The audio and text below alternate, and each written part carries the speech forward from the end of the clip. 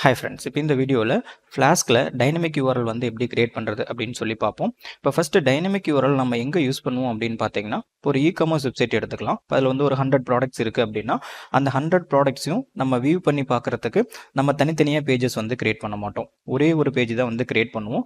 அப்போ அதில் நம்ம எந்த ப்ராடக்ட்டை நம்ம சூஸ் பண்ணுறோமோ அதனோட டீட்டெயில்ஸ் பார்த்தீங்கன்னா நமக்கு டிஸ்பிளே ஆகும். இப்போ இந்த கான்செப்ட் எப்படி ஒர்க் ஆகுதுன்னு பார்த்தீங்கன்னா, நம்ம எந்த ப்ராடக்ட்டை கிளிக் பண்ணுறோமோ அந்த ப்ராடக்ட்டோட ஐடியை வந்து நம்ம யூஆர்எல் வழியாக சென்ட் பண்ணி அந்த ப்ராடக்ட் வியூ பண்ணுற பேஜில் அந்த ஐடி நம்ம கெட் பண்ணி அதுக்கான டீட்டெயில்ஸ் வந்து பிரிண்ட் பண்ணுவோம்.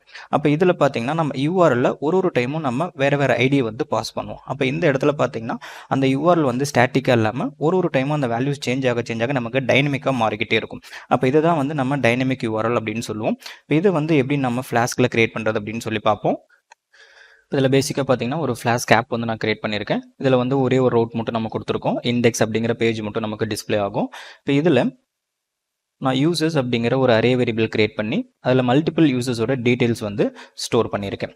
இப்போ நம்ம என்ன பண்ண போகிறோம்னு பார்த்தீங்கன்னா, எந்த யூசரை சூஸ் பண்ணுறோமோ அவங்களோட டீட்டெயில்ஸ் மட்டும் டிஸ்பிளே ஆகிற மாதிரி ஒரு டைனமிக் யூஆர்எல் வந்து கிரியேட் பண்ண போகிறோம்.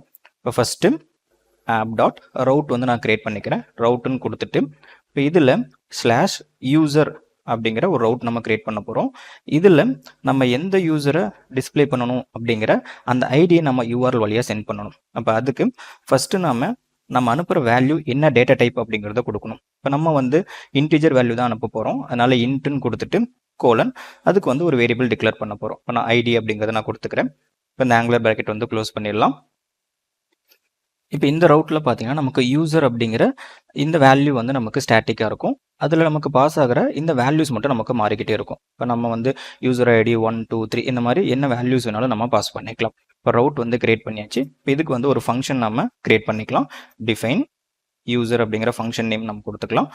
இப்போ நம்ம அந்த யூஆர்எல்ல பாஸ் பண்ணுற அந்த ஐடி இருக்குது பார்த்தீங்களா, அதை வந்து இந்த ஃபங்க்ஷனில் நம்ம பேராமீட்டராக ரிசீவ் பண்ணிக்கலாம். நான் ஐடி அப்படிங்கிறத கொடுத்து ரிசீவ் பண்ணிக்கிறேன். இப்போ இந்த ஃபங்க்ஷனில் நம்ம இந்த ஐடியை வச்சு அந்த யூசரை கெட் பண்ணி அவங்களோட டீட்டெயில்ஸை நம்ம டிஸ்பிளே பண்ணலாம். இப்போ இந்த யூசர் டீட்டெயில்ஸ் எல்லாமே பார்த்தீங்கன்னா யூசர்ஸ் அப்படிங்கிற ஒரு டிக்ஷனரி அரேக்குள்ளே தான் இருக்குது. இது டிக்ஷனரி அப்படிங்கிறதுனால நம்ம டைரெக்டாக அந்த ஐடியை இண்டெக்ஸாக கொடுத்தா போதும், அந்த யூசரோட டீட்டெயில்ஸ் எல்லாமே நமக்கு கிடைச்சிரும். இப்போ இதில் ஃபஸ்ட்டு யூசர்ஸ் ஸ்கொயர் ப்ராக்கெட்டில் ஐடி அப்படிங்கிறத நான் கொடுக்குறேன். இப்போ இந்த ஐடி கொடுத்தாவே போதும், எந்த யூசரோட ஐடி மேட்ச் ஆகுதோ அவங்களோட டீட்டெயில்ஸ் எல்லாமே பார்த்தீங்கன்னா நமக்கு ஒரு அரேவாக கிடைச்சிரும். இந்த அரேயில் 0 இண்டெக்ஸில் பார்த்தீங்கன்னா நேம், 1 இண்டெக்ஸில் ஏஜ், 2 இண்டெக்ஸில் பார்த்தீங்கன்னா வந்து இமெயில் இருக்குது. இப்போ நம்ம நேமை டிஸ்பிளே பண்ணிக்கலாம். இப்போ நேம் வந்து 0 இண்டெக்ஸில் இருக்கிறதுனால 0 அப்படிங்கிறத நான் கொடுத்துக்கிறேன். இந்த ரவுட்டில் வந்து நமக்கு இந்த நேம் டிஸ்பிளே ஆகணும். அதனால் இதை வந்து நம்ம ரெஸ்பான்ஸாக கொடுத்துக்கலாம். ரிட்டன் அப்படின்னு கொடுத்துட்டு இந்த டெக்ஸ்ட், அதாவது அவங்களோட நேமை வந்து நான் ரிட்டன் பண்ணிக்கிறேன். இப்போ இதில் வந்து பார்த்தீங்கன்னா யூசர்ஸோட ஐடி வந்து இந்த அரேல இருக்கா இல்லையா அப்படிங்கிற மாதிரி எந்த ஒரு வேலிடேஷனும் நம்ம பண்ணல. ஜஸ்ட் வந்து ஒரு டைனமிக் யூஆர்எல் எப்படி நம்ம கிரியேட் பண்ணுறது அப்படிங்கிறதுனால நான் சிம்பிளாக வந்து நான் அதில் கொடுத்துருக்கேன். இதை சேவ் மட்டும் நம்ம ரன் பண்ணுவோம். இதில் நான் கமெண்ட் ப்ராம்ப்ட் ஓப்பன் பண்ணுறதுக்காக Notepad++ல் பார்த்தீங்கன்னா வந்து ஓப்பன் கண்டெய்னிங் ஃபோல்டரில் CMD அப்படிங்கிறத நான் கொடுத்துக்கிறேன். இப்போ இந்த ஆப்ஷன் நம்ம ஓப்பன் பண்ணோம் அப்படின்னா நம்மளோட இந்த ஃபைல் எங்கே இருக்கோ அதே டைரக்டரியில் பார்த்தீங்கன்னா வந்து CMD ஓப்பன் ஆகும். இதை நான் ரன் பண்ணுறதுக்காக app.py அப்படிங்கிற அந்த ஃபைலோட நேம் கொடுத்துக்கிறேன்.